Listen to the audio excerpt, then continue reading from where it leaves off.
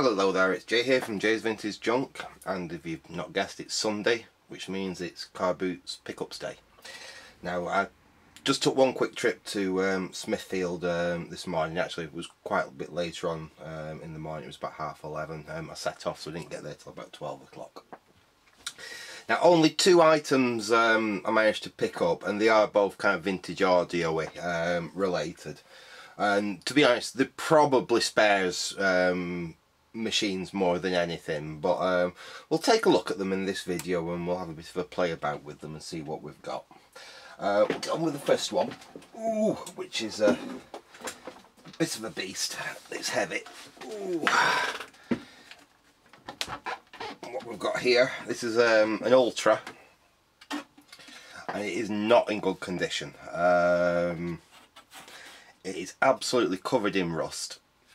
And get the lid up, and again the lid is not in good condition. There should be a button on there, and these were actually, it was like a really nice idea for the release on them, rather than having some catches on the side which, you know, get broken and get damaged off. You just had a button and you press the button and the top would just pop up. Unfortunately it is broken, the button's missing off the front there, and it doesn't latch. But we'll take the top off. We have an Ultra reel-to-reel tape recorder. Again, as you can see, it is in pretty horrific condition. We've got rust in all the screw holes. It does have a tape on it, which is broken, but it does have a tape on it. If we can get the thing to fire up, we may even see if that will possibly play, although I'm very, very doubtful with the actual condition of this machine. Have a look on the back. Now, we do at least have two little grills here. Again, we can look at the amount of rust on the screws. This has been kept somewhere very, very damp. Might actually do.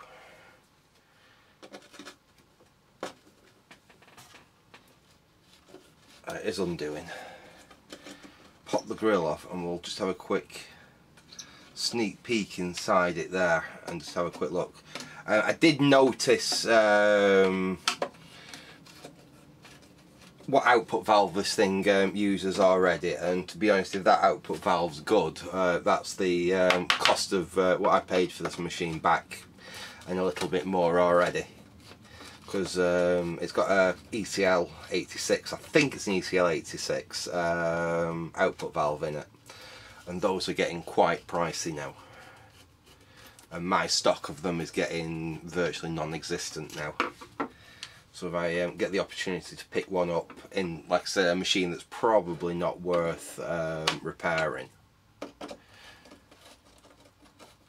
That said, I have given Steve the option on it. Basically, he can watch this video, and if he decides that that machine's worthy of a future, he's welcome to take it on. But I think this really is a parts machine. Now, again, I did say that about that Grundig that he had off me, and he got it running. And I would have just stripped that machine for parts. This has obviously come off in pieces. Like I said, that was damaged already, unfortunately. Cosmetically, it's not in good shape, this. We'll look in there.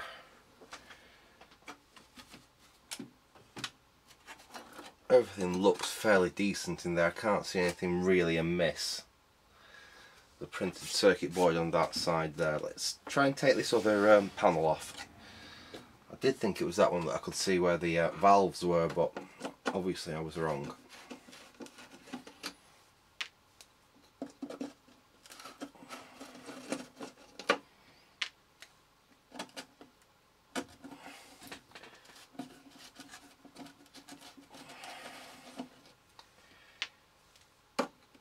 Every one of these screws is very, very, very rusty. Got some nice feet on it. They are actually in reasonable condition, and whatever the damp hasn't got to the bottom of it, so it's not obviously sat in water. Just get that in there, and again, we can't even get these there we go. These grills off, there we are. That's still in one piece. There is our output valve there, and it is indeed ECL86. It's a Mazda one. Main PCB there. I can see a lot of, I think that's got the electrolytics on it, and there's also another board up there. I can't see anything too nasty. I know people don't like it when I just plug these things in, but I think we will probably show it the mains and see what it does.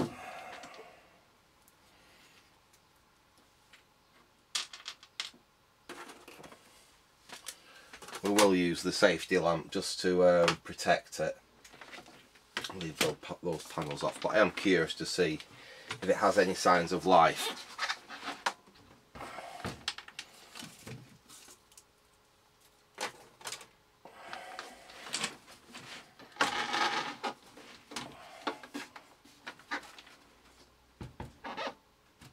First thing we'll do is we'll have a quick look in the plug and see how that's wired.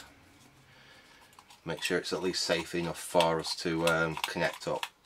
Let's pop that off. And we've no fuse in the plug. So apart from that, it's wired fairly decently. Again, as you always see, I'd like to see. Actually, no, that's not too bad. There is a little bit of relief on the neutral there. Unfortunately, there is no relief on the earth. So if that was yanked, yeah, you've got potential of the live coming out first, because that's quite taut, but so's the earth. So you could possibly pull the earth out before you pull the live out. There's a nice bit of slack on the neutral there. We haven't got a fuse in it, so let me just quickly I think I can pinch a fuse out of here. I think this has got a 3-amp fuse in it. Yeah.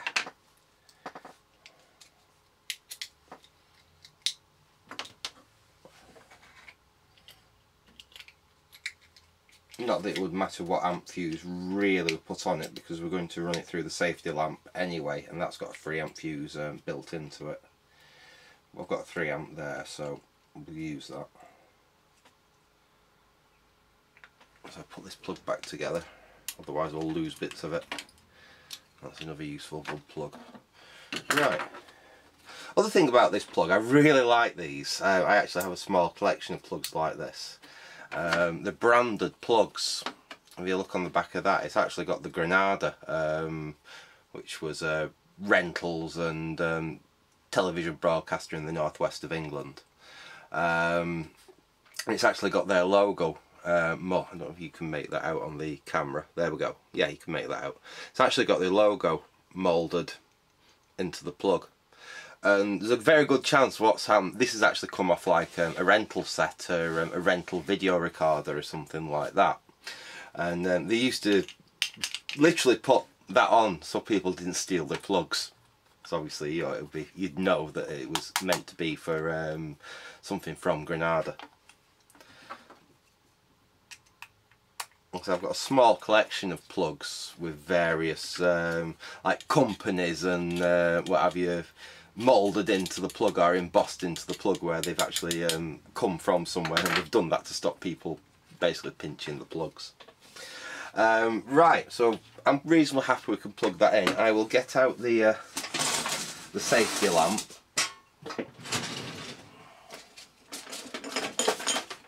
And literally all this will do is it will just protect. If there's a dead short in the machine or anything like that, it will just stop it doing any major damage. I'm not that bothered, because I'm pretty certain this is going to be a parts machine. It is in such terrible cosmetic condition. I am pretty sure the deck is going to be pretty horrific on it, to be honest.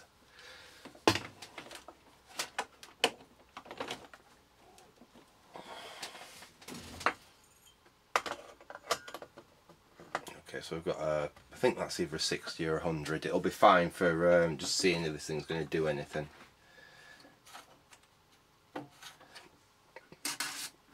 Not, right, so that's the on off there.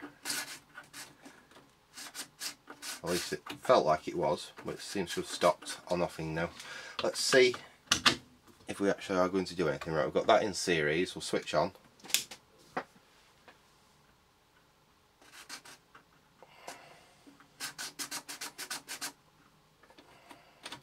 Got any signs of life at all?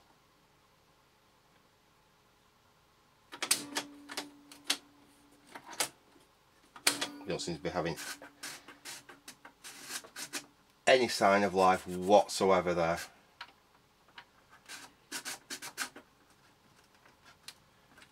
Nothing on the bulb there. If we was drawing any current, we'd see at least a little bit of a glow on the bulb there, which we're not getting.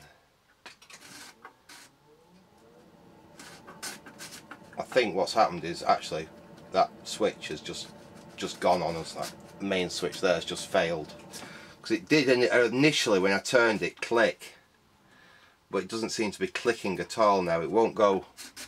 There's no. I have a feeling that that's basically what's happened. This machine is so rusty. In fact, just bear with me. What I'll do is I'll switch these off. We'll I'll pause the video while see if we can just quickly get the deck out like that, and we can have a quick look inside. We might be able to just bridge the contacts on the switch and see if it is at least going to fire up. So I'll say back in a sec.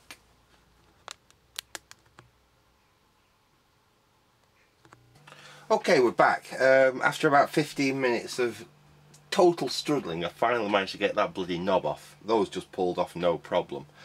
Amazingly, all the screws just came straight out. I was expecting them screws to be really, really hard to get out because they're really rusty on top. But actually underneath, they were fine. They just come straight out. So let's lift this plastic off, which I think we can just pop off now. Something still hold. Ah, there we go. Something's still holding that. Oh, there we go. There we go. Now we can lift this up and forwards, I think.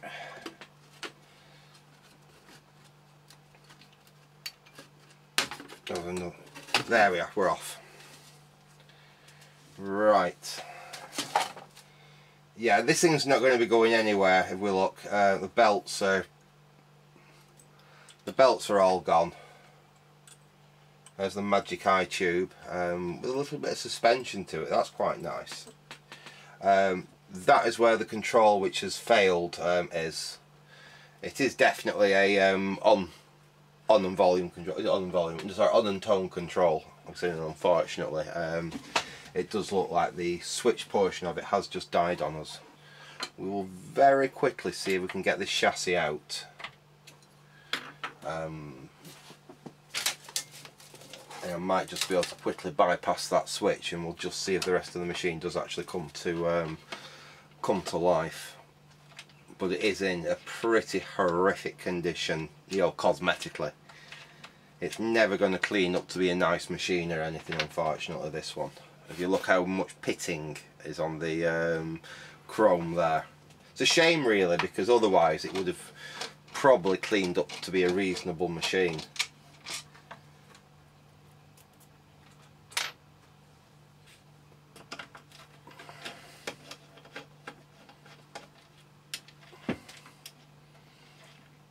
Also looking at them heads, they don't actually look too terrible, but by the amount of oxide around them, I think it's had a fair amount of use back in the past, this machine.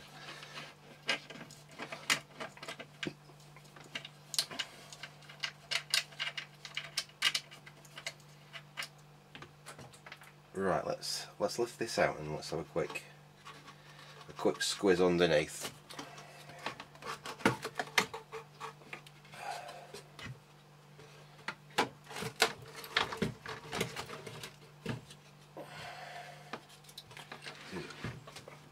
Furiously heavy. There we go. Just quickly hinge that up.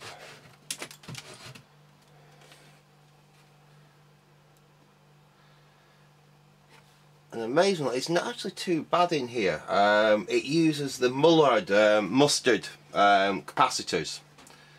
mostly from what I can see a couple of Hunt's mould seals up there, but I can also see a few of the mullet, and there's some the silver, I think the silver mica. They're a wound plastic in like sorry, a wound capacitor in like a plastic jacket. They're usually fairly reliable.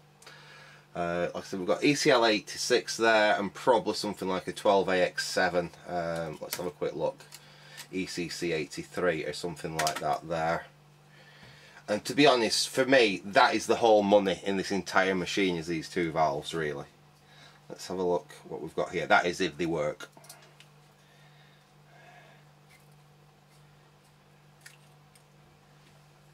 Yeah. We've got a Mazda ECC 83 there, which is the same valve as a 12AX7. Very common audio valve, rather useful.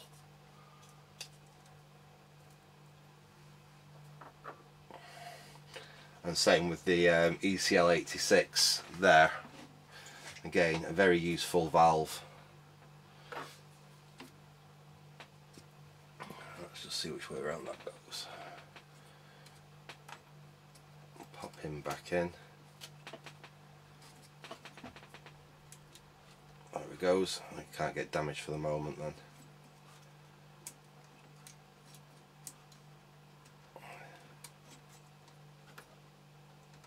There we go, that'll do. That's holding it in there. Oh no, that's not quite in there.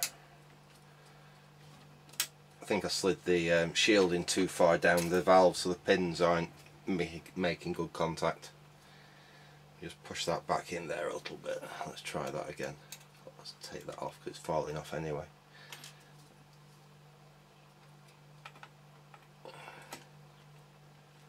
There we go, that's back home.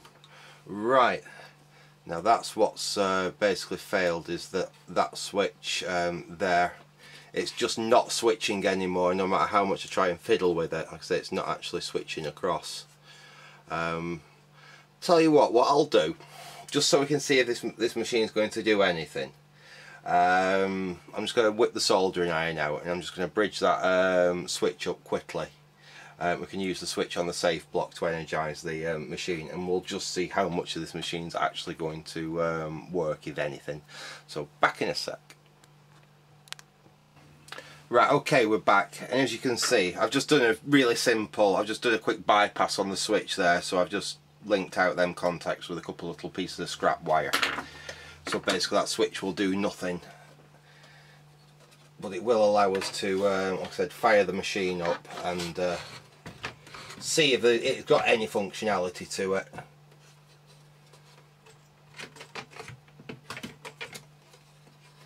I'm not expecting the mechanism to be in particularly good order, but it's worth giving it a quick try, isn't it? And we've got the entertainment value. It's not going to play because the belts have all gone, but I'm just curious to see, you know, like I said, is the amplifier going to fire up? Is the let's see if I can get it back into its case. Why is that not going back there now? Ah, there we go. There we go. That's it now. Drop that back into place. Well, at least roughly enough into place that we can just bang a couple of the screws back in just to hold it down.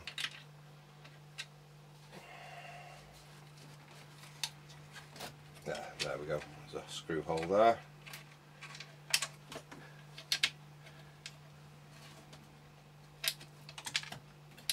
There's a screw hole there. Right, okay, I'll put 2 screws in it just to hold it down. And I'll stick the knobs back on just so I don't have to actually touch any of the metal work while I'm playing about.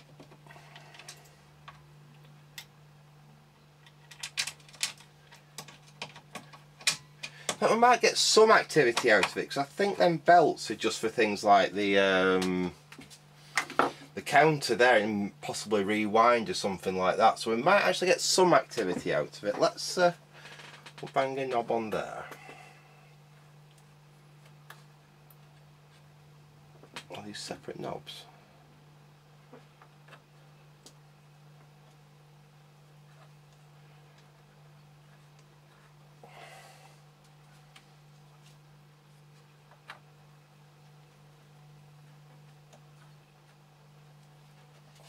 I don't want to force them because I don't want it, the plastic is already incredibly brittle on them.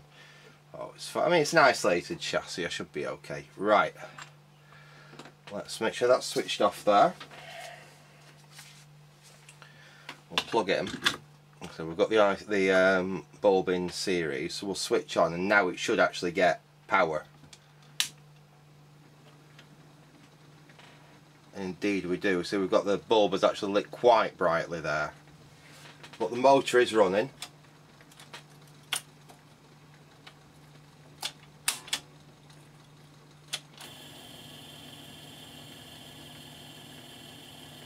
We have fast forward. We actually have an opposite of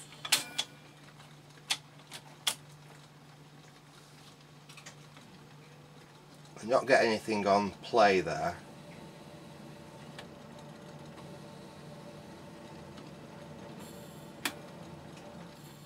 We actually may do when we get this thing back together. Possibly. Stop. I've not heard anything from the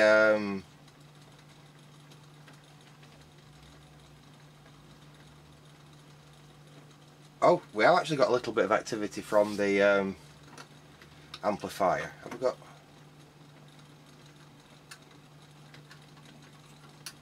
No. Tell you what, guys, what I'll do is I will assemble this back together a little bit more, and we'll actually try running a tape through it and see if we get any anything actually working. It's actually working more than I was expecting it to, even so far. We've even got some illumination on the Magic Eye there, although it is very, very dim. So switch off for now. I will just reassemble it a little bit further so we can actually get the top back on it and what have you, and we will see if it might actually play a tape. So I'll see you back in a sec. Right, okay, we're back, and as you can see I've basically put the machine back together. I haven't put that knob on there. We might want to see if we can change the speed, so let's, which way around does that go? That goes on like that. I won't put that on too far because that was an absolute mare to get off. It does, because it is a multi-speed machine, this. That's what it was set on, so we'll leave it set on that. And I also grabbed a spare take-up spool because we've basically got what came on the machine, which obviously had broken. We'll try seeing if this will actually play it. I actually love finding machines that have got, in fact I like the tapes more than the machines sometimes. I'll buy even really scrappy machines if they've got a set of tapes on, because these things are a time machine. This could have been recorded sometime, you know, that could have been last recorded sometime in like the 60s. You never know what you're going to find on these old reels. It really is quite an interesting archaeology, really.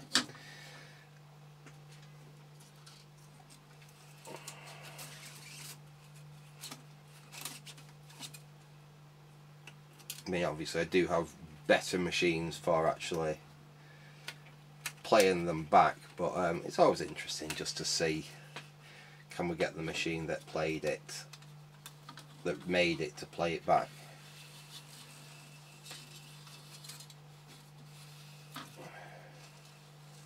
Obviously this is not, again, it's not correct. We should have a leader tape on there, but I'm just basically rigging it up the best I can so we can see if the thing is going to do anything, and actually see if we can possibly try and play the tape. Right, we'll switch back on. You saw the bulb light up there. We'll let it light up. Sorry, we'll let it warm up a little minute before we attempt to try and play it.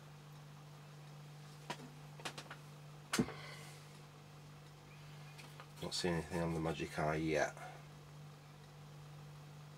I can hear the motor running though, and the Magic Eye is just coming up now. It is very, very dim, which would make me think this thing's probably got quite a few hours on it. Right, let's see.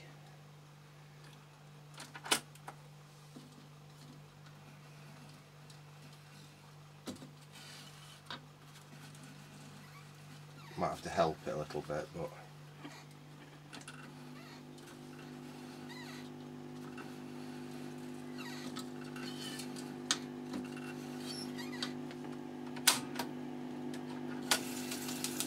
least it can forwards.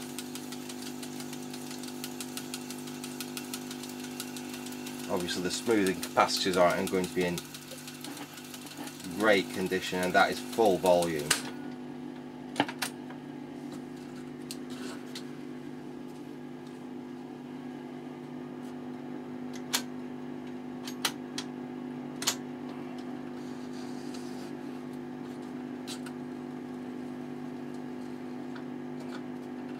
No, we've either got no audio on this tape, we've got too much wrong with the machine at the moment.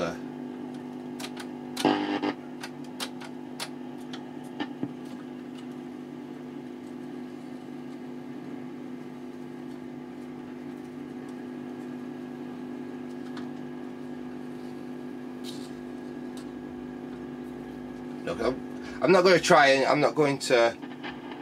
try and overdo it. Tone works, which is amazing. To get this machine fully working, it's going to need a full mechanical overhaul. There's obviously, you know, major issues with the mechanism. I'm actually quite surprised it can even rewind and fast forward as well as it can. I'll tell you one thing I haven't just checked. This is actually a 2-track machine. I wonder if it's recorded on the other side.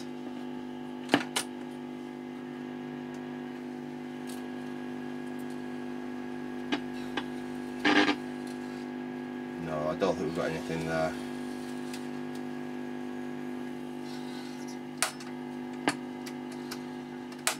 Not even going to try either track. No. Worth a quick try just to see if we could get some signs of life out of it, but like I said, this is obviously quite a sick. I'll get that off, rewind it back on. So we'll probably have a play with them tapes on another machine, actually see if there is something interesting on these tapes. Stop that and I will switch off. So yeah, we have got basically what I'm saying is a parts machine, to be honest. The amount of effort it would take, not to say that, you know, Steve will say no, I'll have it, I'll rebuild it, because tape recorders are one of his things. But to me personally, it would be that much effort to actually get this thing back into a usable or a saleable condition. To me, it's worth more for those valves, for the ECC 83 that's in there and the ECL 86 output valve. As well as them, we've got, obviously we've got a good mains transformer in there, we've got a good output transformer, we've got a good speaker. The Magic Eye really is very, very dim. I wouldn't say that's really worth salvaging. But those parts alone are worth far, far, far more than what I paid for the machine. I only give £5 for the machine, so that's the real crux of the matter with these. That basically, I will grab these at £5 whenever I see them, because even if they are not repairable and they're not restorable, at £5 I've got more than £5 worth of parts in it. Now, it could be a chance it wasn't giving out a lot of volume. These things use a metal rectifier, a selenium rectifier, that is probably very, very tired in it. It's probably got low HT. What I will have to do is basically pull the valves out of it and put them on the CT160 valve tester and actually give them a proper test, see what state they're in. But if those two valves are good, like I said, they're worth double at least what I paid for the machine. That's if they're usable valves. I mean, if they're as new or near mint, they're worth considerably more than that. They won't be. I'm hoping they're just usable and I can use them like in a record player or something like that. So yeah, that's the first item that I picked up, and like I said, that cost me £5. I probably spent a bit more time on that than I normally do in these and even the lid won't go why won't the lid go on now? There we go. I've probably spent more time on that than I normally do in these videos. Okay,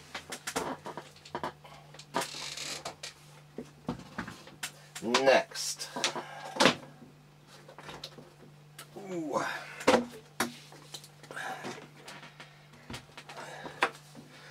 Got a record player. And again, this is not in nice condition. This is in a rather rough, banged up condition, this machine, but it's a Pi.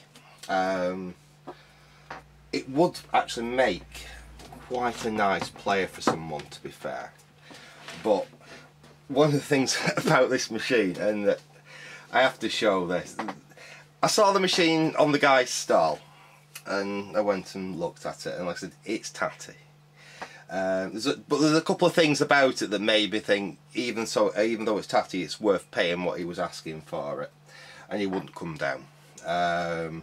I basically was having a look at it, and I actually paid £10 for this, which you might think, my God, for something in that state. But let me explain to you why I paid £10 for it. He basically said, oh, the record player said, yes, it's in good working order. That he said, I've just put a new plug on it. It's ready to go, mate. £10. I'm not taking any less for it. It's £10. So anyway, I had a quick look at it. I thought, I've got to have it just to make a video of it.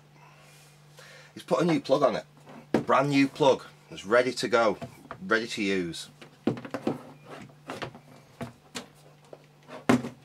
He's put a brand new plug on it. See, he's put a new plug on it. Have you seen this?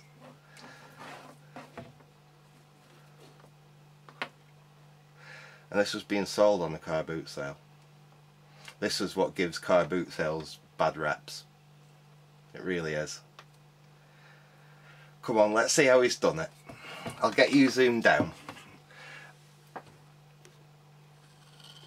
and we can have a look how he's done it. Let's unpick the electrical tape.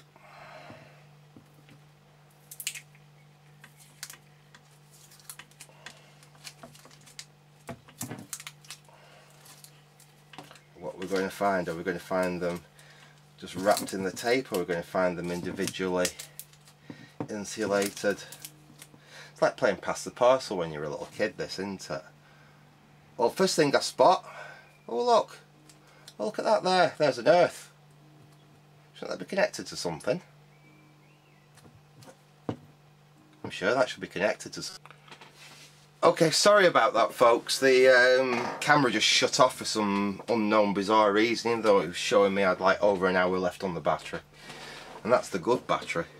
Anyway, let's carry on. So, what had we found? Well, we'd found a cut off earth, and oh look, got a nice twisted together neutral there.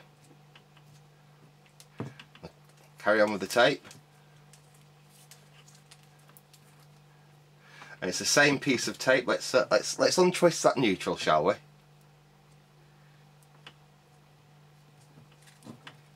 There we go. That was nice and secure, weren't it? And we can carry on untwisting the tape.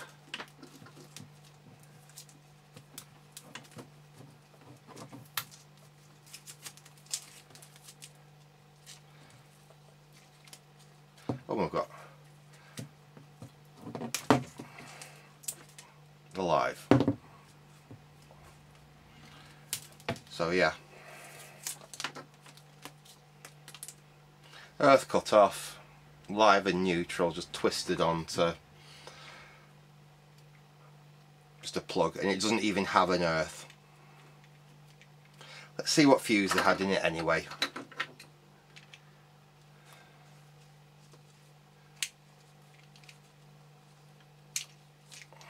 Oh, there we go, lovely. I've got another 13 amp fuse for my collection. Now these moulded plugs, when you cut them off in appliance, they only have one place to go, and that is the bin. You never ever do that and splice them onto an end of a cable like that. That is absolutely shocking. But unfortunately, So you do see this type of thing at car boot sales, and this is exactly what gives car boot sales a bad name. And unfortunately as well, there are people out there that don't know any better and will plug something like that straight in and get a shock and then try and sue whoever's doing the car boot sale, and yeah. So anyway, we've made it safe now. Let's carry on and let's have a look at the actual record player in question, because given the fact I bought it so I could do that rant. Let's see what I actually got. So we'll pop the lid open. Unfortunately, the lid is missing. It's missing one of its clips from that side there, but I do have a box with some of them clips in it, so I could replace that if I need to. But actually, inside it doesn't look too terrible. We've got a nice little, I think it's a BSR, I'm not 100% sure, but I think it's a BSR deck, and it's a 4-speed deck, so we've got all the way from 16, 33, 45 and 78 on the deck. It's an auto changer, which is nice for it being in such a small footprint. You know, mostly obviously auto changes are somewhat larger than this, which I do like about it. It's actually really quite nice and compact. So we've got basic bass and treble controls there. I'm guessing this is probably transistorized, but we will just pop the we'll pop the top off and we'll have a quick look inside it, and then we will have a look and see whether this thing actually does indeed work, because he did promise me it worked, and like I said, it had a brand new plug on it ready to go.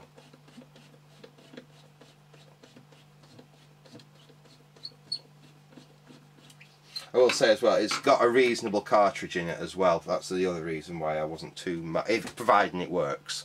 We've got a decent, what have we got there? I'll pull it out after, but we've got a reasonable looking cartridge there. Probably a BSR cartridge.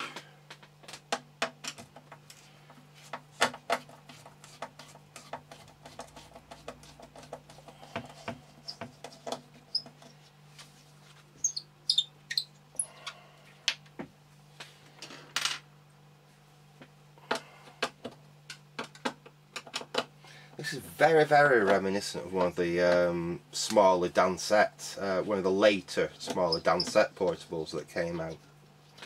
I had one of those through my hands a few years ago, which I actually modified to use one of the more modern Crosley style output cartridges, and it's one of them players that actually that conversion worked really well on.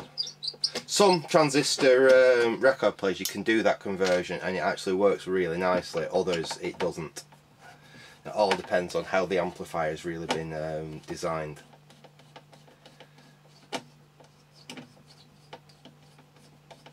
Right, there we go.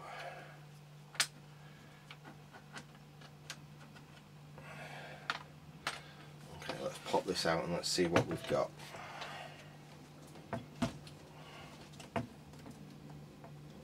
There we go, up we come. Do I have to pull the knobs off to get the board out? I think I do. So that pretty much tells us we've got something transistorized under there, I think. Right, let's see now. This has also suffered water damage, unfortunately, but the whole board is indeed coming out actually. Let's see.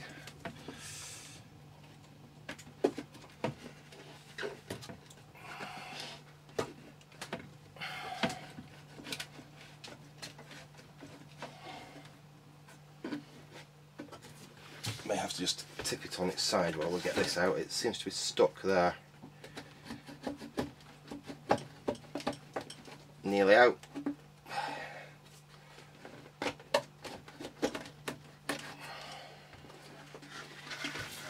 There's something holding it up. There we go, we're out. Okay, let's have a look what we've got here. Yeah, as I thought, we've got got a transistorized amplifier. This thing I think has been really damp sometime in the past. But yeah, we've got a very basic transistorized amplifier there. We do have a BSR deck. Nothing looks too terrible under there actually. There's nothing under there that's going to stop me plugging this thing in and seeing if it does indeed do something.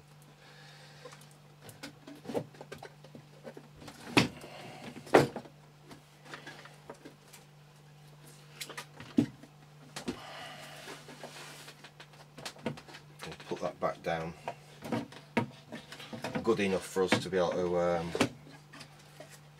to try it, shall we? Don't need to put all the screws back in just to try it, but put it back down. And it is also missing a foot, so it is a bit rocky, but never mind.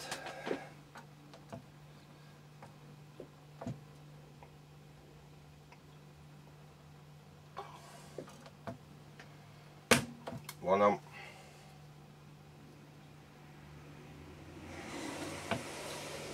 Two on. Right, okay. Let's we'll get the safe block out.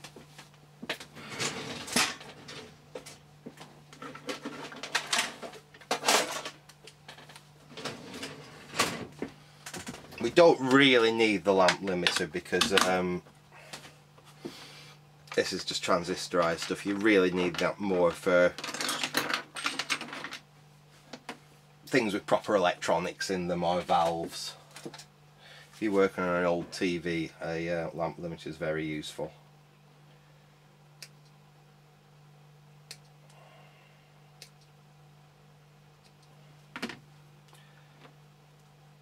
We will bear off some earth though, so we can connect it up properly to the safe block. Fortunately, the cable is perfectly good. We can certainly keep this cable. There's nothing wrong with it at all. I'll just have to put a proper plug on it.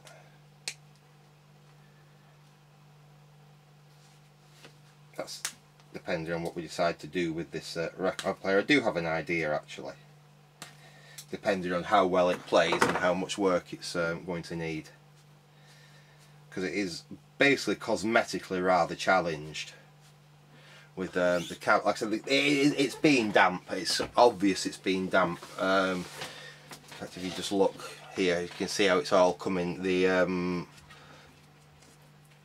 cloth, paper cloth, is basically all coming away. We could stick all this back down and make it look okay, but it will never look brilliant. So I do have an idea, possibly what I might want to do with this cabinet wise. Like I said, it all depends on exactly how bad it is electrically and mechanically. So we're connected up there. We'll switch on. And have we got any signs of life?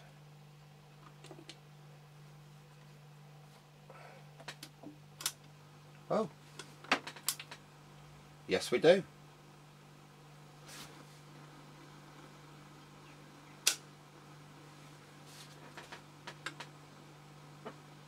It's actually going through its cycles. It's going very slowly because that's 16 speed. Let me, and the amplifier, you obviously heard the click from the amplifier then. Let me just put it back on manual.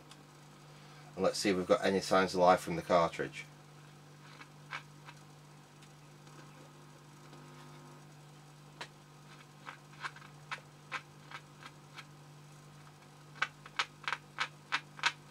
Something, but not a whole lot.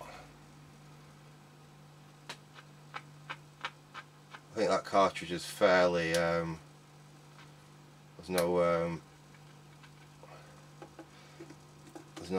diamond left on one side of that cartridge, but that side might work. What we'll do, let me stop this off. Let me grab a record and let's just see if it'll go through its motions. Oh, what have we got here?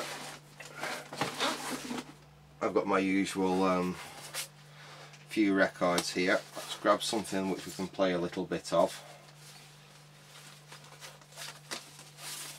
Yeah, sorry, it's going to have to be Gilbert and Sullivan again, because they simply don't seem to be, YouTube don't seem to be able to be having interest in the copyright on this. I'm sure it must just be out of copyright now. It is getting on a little bit. Let's stick that on. We're on 33, and let's see if we've got any chance of this playing.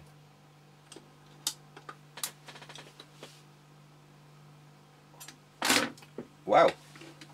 Okay.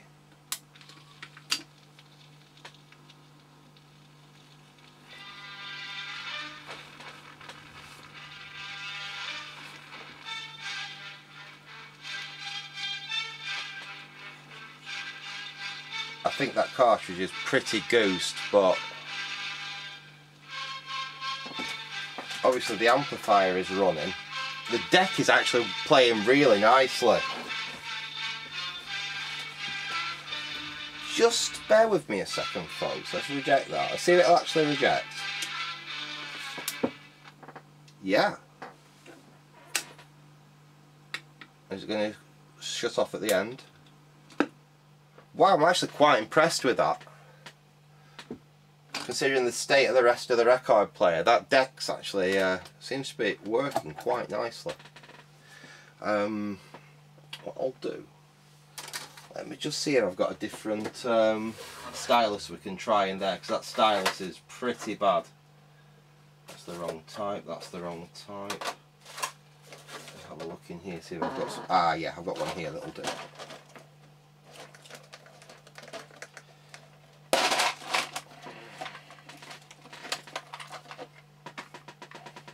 We could even try just throwing a different cartridge in it and see if that'll make it play decent.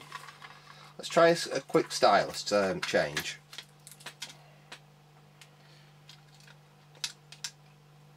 I believe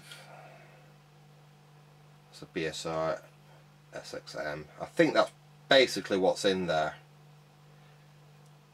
But these are all good tested cartridges. Some of these are actually new. I don't know actually. Some of them might be new old stock. I know I definitely do have new old stock ones. Not very many left. Let's pop that out.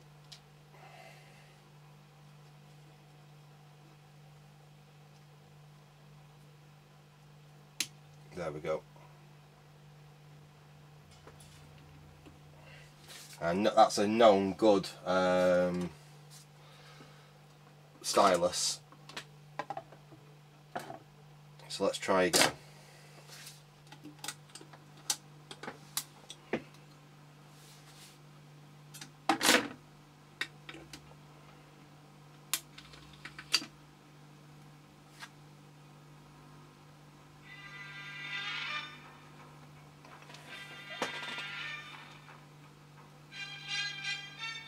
As you can hear, it's clearer, but it's still very, very, very little output there. Again, we'll reject. Let's just quickly try. I'm going to actually swap out the cartridge for that spare one that I've got there, and we'll just see whether that is the only fault with this.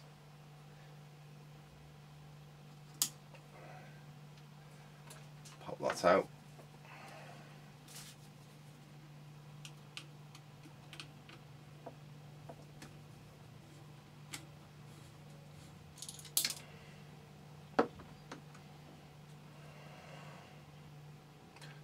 Ah, right, this is actually a high output cartridge, so that amplifier this thing's got not got a lot of drive in it, because they're using a high output cartridge here. You get the wires off. Yeah, it's a BSR X5H, so that's a high output BSR cartridge. Like I said, unfortunately that has not got a huge amount of output left in it. Have I got a high output one in here? Yes, I actually have. I've got exactly the same cartridge here. So let us just see.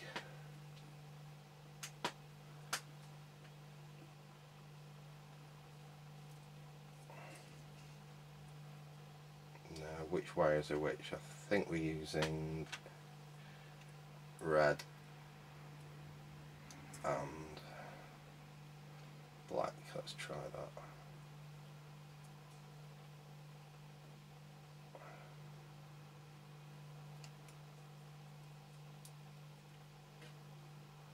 Let's see if we've got any output from that now.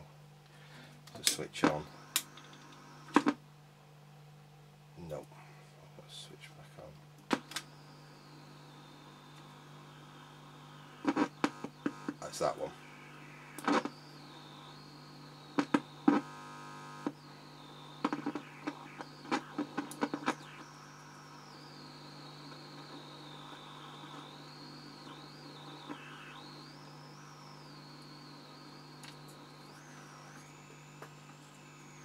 Obviously we're not using that one. That's that one, isn't it? There we go. Right, just bear with us folks, I'll just get this connected back up and then we'll come straight back, so back in a sec. Right, okay, we're back. That was a little bit fiddly to get in there, but we've made it. We've got the cartridge back in there. Got a good stylus in there as well, and I have removed a big chunk of that blue tack that they'd stuck underneath. I think they just stuck it under there to hold the wires in place, but they're actually holding up there fine on their own. So let's give it another try. So we'll switch it on manual and I'll just put it on the record. Let's see if that's made any difference. There we go.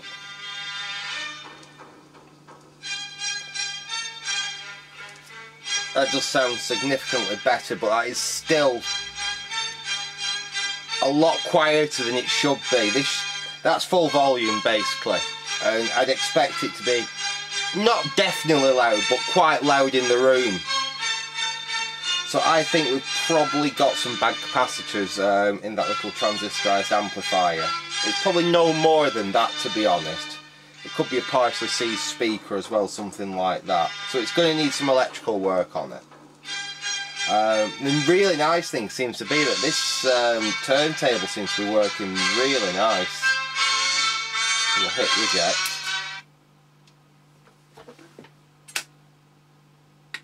We'll just quickly try playing a few records at different speeds on it while we can. So I'll get my Gilbert and Sullivan there off.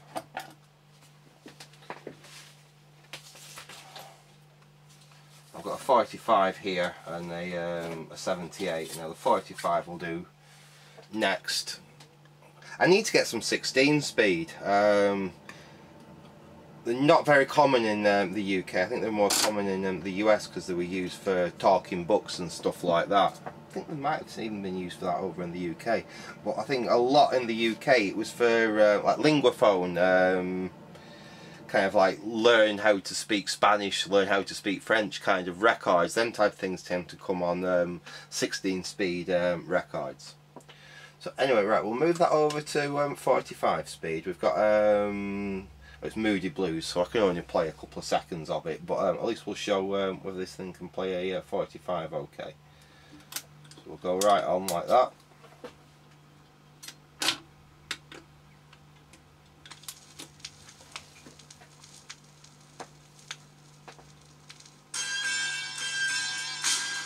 Apart from being very quiet, playing that fine, then we'll reject.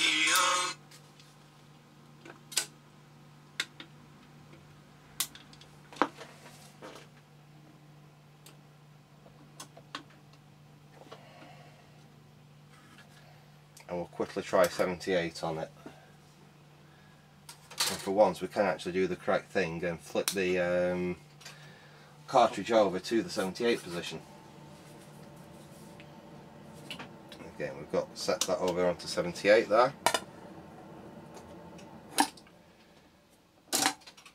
Okay, and we will try that. It's probably not going to set. Oh wow, it did set in the right place.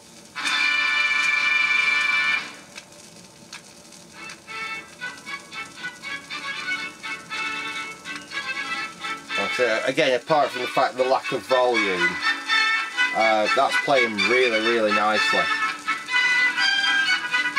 And that's the nice thing about this record player. It's small, it's really compact, and it'll play any record. You know, it doesn't matter what record you've got, this thing can play it.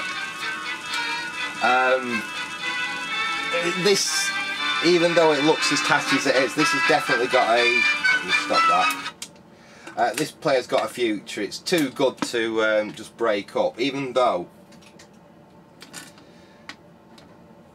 it is going to need a new cartridge, unfortunately. So that cartridge there is dead. It is a high output cartridge. High output cartridges are the most expensive to buy. These aren't produced anymore. They haven't been produced for a very long time, so the only source of these is either new old stock, which is really basically dried up now, or ones salvaged from machines that aren't worth repairing, scrap machines. I am not sure which way I will go with this player, because it plays, you know, everything really nicely. I probably will actually stump up and put a BSR style cartridge with the flip over arm like that on this machine. Whether I go with a high output one or modify the amplifier a little bit, get a little bit more gain out of the amplifier and perhaps be able to fit a medium output one, I'm not 100% sure yet. It all comes down to that. Actually, it all comes down to what I can do with the cabinet on this thing. I have got an idea, and I don't normally do it this way. I normally do all the electronics, get it how I'm happy, and then do what I'm going to do with the cabinet. On this one, I might see where I can make the cabinet look nice. If I can make the cabinet look nice, then work on the actual electronics in it, because if I can't make the cabinet look good on this, it's basically it's a donor machine. I paid 10 quid for it, and to me that deck, especially considering it all works and it's only going to need a very minor service, is worth the 10 quid to me, really. Only just, I'll say that, only just. I do have a possible potential machine I could use that turntable in if it doesn't stay in this machine. If the cartridges have been good and I got this, and it being a high output cartridge, if I bought this for £10, like I said, and the cartridges have been good, this would have been an absolute bargain. It would have been a steal, because them high output cartridges, a good used one, I've seen people asking 30 quid for them. I'm reluctant to pay that. I've been lucky in the past being able to pick machines up that were complete scrappers, that had a good cartridge in them, or, you know, had odd luck of just picking up the odd good new old stock cartridge. So I'm completely undecided. It honestly depends on what I can do with the cabinet, and it won't be staying like this. If I do something with this cabinet, it will be doing something, you know, that makes it stand out a bit, so when I come to sell it, someone might actually have a bit more of an interest in it. Because these 70s machines in like the browns and stuff, they're not the most sought after of machines, but it does have things going for it. Like I say, it's really compact, it's got all the speeds on it. It'd be nice for like a teenager or something like that. It's not got valves in it or anything like that. It's all transistorized. We've got we'll be able, well, the deck is actually earthed on it. That's the whole point of the 3-core cable. Even when people wire a plug on, you only use 2 of the wires. So yeah, this thing has definitely got some form of future. Like I said, if I can get the cabinet to look something really nice. Because at the moment it's in a poor state, as you can see. It's not really very saleable as it is, but I think I can make something quite nice out of it. Anyway, okay, I'm going to leave it there for now, because this video's probably dragged on a little bit, actually, to be honest. More than I was expecting it to, with just having 2 items, but had a bit of a play about with that Ultra, didn't we, and see if we could get something to happen with that. Anyway, I'm going to leave it there for now. Hope you enjoyed this little car boot pickups video. We'll get on with. I've got a video where I've just finished. I've just got to do a little bit of editing on some of the bits on it, which hopefully should be coming up soon, which you may enjoy. So anyway, hope you enjoyed that. Thanks for watching, and goodbye.